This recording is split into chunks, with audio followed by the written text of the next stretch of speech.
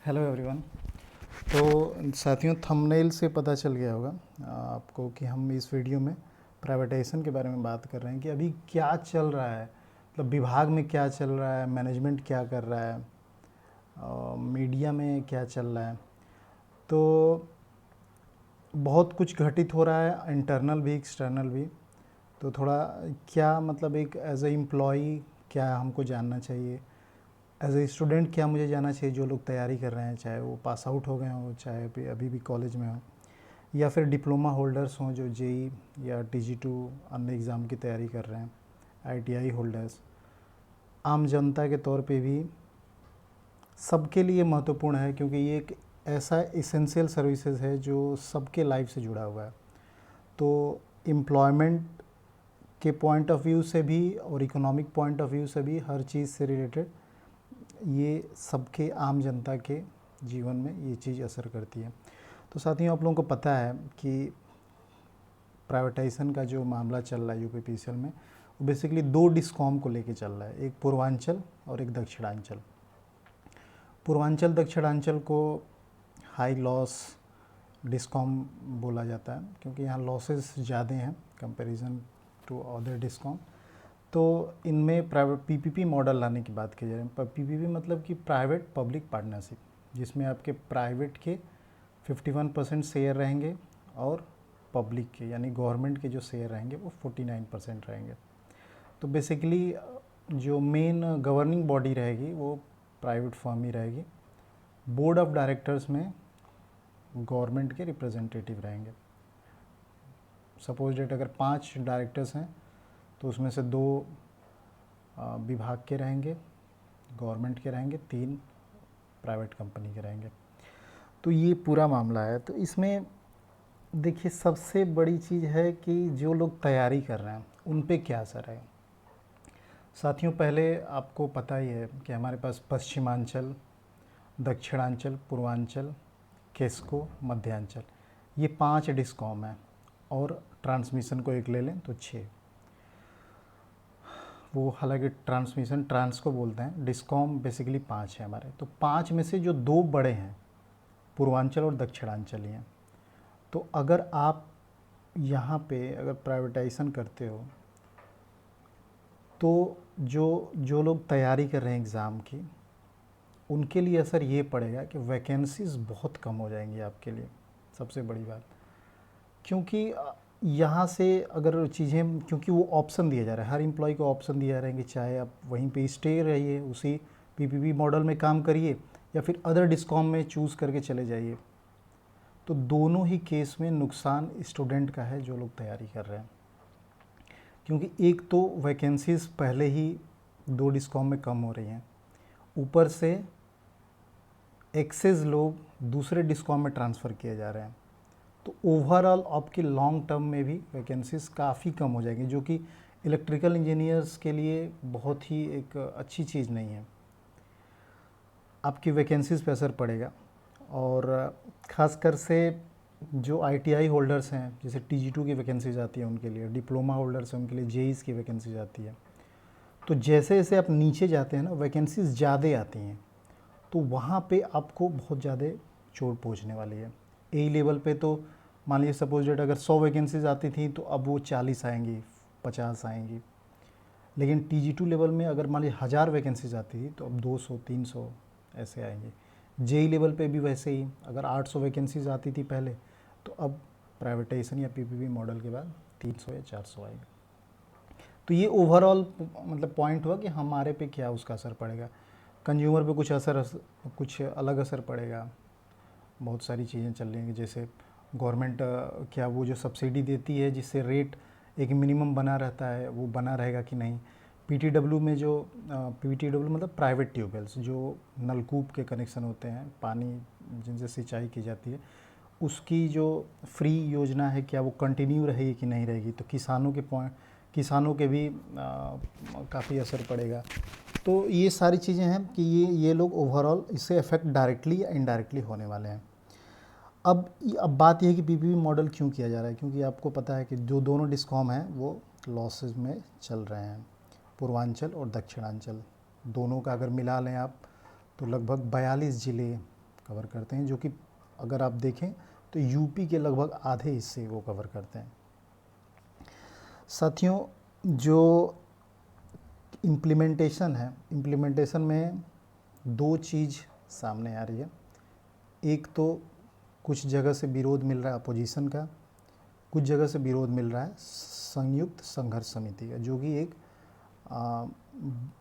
यहाँ की बॉडी है जिसमें लगभग सारे लोग ही किसी न किसी संगठन से जुड़े हैं, और ये यूनियन है जो प्रोटेस्ट कर रही है प्राइवेटाइजेशन को रोकने के लिए। तो इसमें जो मैनेजमेंट है उसके द्वारा भी कई सारी चीज़ें की गई हैं कि ये प्रोटेस्ट ना हो। जैसे एक ऊर्जा पोर्टल लगा है जिसमें फेशियल अटेंडेंस होता है, मतलब कि आपको डेली फील्ड पे आना है। अगर आप किसी दिन नहीं आते हैं तो उस ऐप से पता चल जाएगा कि आप इस दिन नहीं आए हैं या कितने टाइम पीरियड में रहे हैं। वो जीपीएस से लिंक्ड रहता है, और साथ ही फेशियल आईडी से ही उसमें आप पंच इन और पंच आउट करते हैं। हालांकि इसका बहुत विरोध हुआ, लेकिन ये फाइनली ये सारी जगह इम्प्लीमेंट हो चुका है। आज लोग हर जगह फेशियल अटेंडेंस लगा रहे हैं। तो मैनेजमेंट ने इसको रोकने के लिए एक फेशियल अटेंडेंस लाया, जिसका बहुत विरोध हुआ, लेकिन फाइनली ये इम्प्लीमेंट हो गया। दूसरा चीज़ ये हुआ कि वर्टिकल रिस्ट्रक्चरिंग भी एक चीज़ आई हुई है, जिसमें कि सप्लाई और टेक्निकल चीज़ों को अलग अलग किया गया है, जिससे कि पोस्ट और कम होने वाली है। तो ये एक फिर से एक अच्छी न्यूज़ नहीं है जो लोग तैयारी कर रहे हैं, क्योंकि वर्टिकल स्ट्रक्चरिंग से नंबर ऑफ़ पोस्ट रिड्यूस होंगी, चाहे वो संविदा की हो या फिर रेगुलर एम्प्लॉइयों की हो। अलग चीज़ क्या किया गया है कि LMB 10 के जो कनेक्शन मिलते हैं, जो डिपार्टमेंटल कनेक्शन होते हैं, इस पे भी गवर्नमेंट ने, मैनेजमेंट ने मीटरिंग करना चालू कर दिया। मतलब जहाँ पे पहले मीटर नहीं लगे होते थे, अब सारे डिपार्टमेंटल कनेक्शन पे मीटर लगाने का काम तेज़ी से कर रही है। तो ये मैनेजमेंट द्वारा ये सारी चीज़ें की जा रही है। अब संघर्ष समिति जो यूनियन बॉडी है वो क्या कर रही है? तो साथियों, जब से ये न्यूज़ सामने आया है प्राइवेटाइजेशन वाला, तब से एक सांकेतिक प्रदर्शन हो रहा है। मतलब हर मुख्यालय पे शाम के टाइम सब लोग काम करने के बाद 1 घंटे का कुछ देर सब लोग अपना एक जगह मुख्यालय पे बैठ के विरोध प्रदर्शन कर रहे हैं। उसके अलावा समय समय पे रैलियां निकाली जा रही हैं, जैसे बाइक रैली या जुलूस निकाल के रैली की जा रही है। उसके अलावा ज्ञापन देने का कार्य है। जितने जनप्रतिनिधि हैं, विधायक हैं, माननीय सांसद जी हैं, तो सबको ज्ञापन देने का काम किया जा रहा है, जिससे कि उनको भी पता रहे कि इससे क्या फ़ायदे होंगे, क्या नुकसान है। इसके अलावा जनता को भी जागरूक करने का प्रयास तमाम किए जा रहे हैं, लोगों को बताया जा रहा है कि आपका क्या इससे नुकसान होगा। तो ये संघर्ष समिति द्वारा ये सारी चीज़ें की जा रही हैं।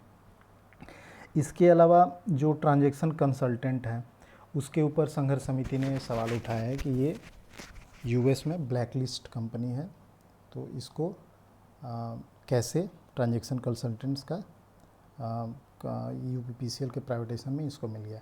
तो उस पर तमाम जगह पे विरोध किए जा रहे हैं, न्यूज़पेपर और सारी चीज़ों में, मीडिया में भी इसको कवर किया जा रहा है। दूसरी चीज़ ये हो रही है साथियों कि समय समय पे मुख्यालयों पे जो केंद्र के नेता हैं, जो यूनियन जो यहाँ पे संघर्ष समिति है, संयुक्त संघर्ष समिति, उसके जो यूनियन समय समय पे आंदोलन को मजबूत करने के लिए मुख्यालयों पे अपना दौरा कर रहे हैं, जिससे कि लोगों में यूनिटी बनी रहे। और जैसे पूर्व में बिजली विभाग ने काफ़ी आंदोलन किए हैं, तो उस आंदोलन को उसी रूपरेखा से लिया जाए। लेकिन मैनेजमेंट पूरी कोशिश कर रहा है इस चीज़ को रोकने के लिए। अभी क्या चल रहा है कि हालांकि टारगेट तो नवंबर 2025 तक था उनका हैंडओवर करने का, लेकिन नवंबर 2025 ऑलरेडी आ चुका है, लेकिन उस तरह की चीज़ें हो नहीं पाई हैं, क्योंकि तमाम जगहों पे विरोध प्रदर्शन हुआ। और बीच में जो समर वाला टाइम था, गर्मी वाले पीक टाइम थी, तो इस बार गर्मी भी बहुत ज़्यादा पड़ी, तो इससे सप्लाई की इशूज़ थी। तो उनको डर था कि कहीं मैनेजमेंट को डर था कि कहीं चीज़ें बिगड़ न जाए, इसलिए थोड़ा स्लो हो गया। लेकिन अब ठंडी आ गई है, तो मैनेजमेंट भी अपने चीज़ों को करने का प्रयास कर रहा है। और संघर्ष समिति ने यह ऐलान किया है कि अगर टेंडर की प्रक्रिया अगर जारी होती है, तो उसी दिन से फुल स्ट्राइक पे सारे बिजली कर्मी चले जाएंगे, जेल भरो आंदोलन स्टार्ट होगा। तो ये संघर्ष समिति का निर्देश है एम्प्लॉइयों के लिए। हालांकि अभी तक ऐसी कोई चीज़ें हुई नहीं है, बस एक सांकेतिक प्रदर्शन ही चल रहा है जो कि लगभग काफ़ी लंबे समय से चल, लगभग 1 साल से ऊपर हो गए हैं। तो अभी टेंडर और ये सब चीज़ें अभी हुई नहीं हैं, लेकिन इन केस अगर होती है तो चीज़ें बिगड़ने की संभावना बनी रहती है, क्योंकि यहाँ पे संघर्ष समिति भी पूरी एड़ी की जोर लगाई हुई है और मैनेजमेंट भी पूरी प्रयास कर रहा है कि, क्योंकि इस समय उनके लिए सही समय है करने का, तो पूरा प्रयास कर रहे हैं कि प्राइवेटाइजेशन को आगे बढ़ाया जाए। कंक्लूज़न ये है कि अभी तक उस गति से, जिस गति से गवर्नमेंट ने या मैनेजमेंट ने सोचा था कि चीज़ें आगे बढ़ जाएंगी, लेकिन वो बढ़ नहीं पाई हैं। उसके पीछे विरोध प्रदर्शन होना, ज़्यादा गर्मी में डिमांड आना, जिसके कारण ये अभी डिले हो रहा है। और 2027 में चुनाव भी है यूपी में, तो देखिए क्या होता है। और इसके अलावा लोगों पे बहुत ज़्यादा लोगों को सस्पेंड भी किया गया है, ट्रांसफ़र किया गया, मास लेवल पे ट्रांसफ़र किया गया है, ताकि आंदोलन को कमज़ोर किया जा सके। तो दोनों पक्ष अपने, संघर्ष समिति भी, मैनेजमेंट भी अपनी पूरी कोशिश कर रही है हर तरीके से चीज़ों को रोकने के लिए। अब इसमें कितना कौन सफल हो पाता है, ये आने वाला समय बताएगा। ठीक है साथियों, थैंक यू सो मच।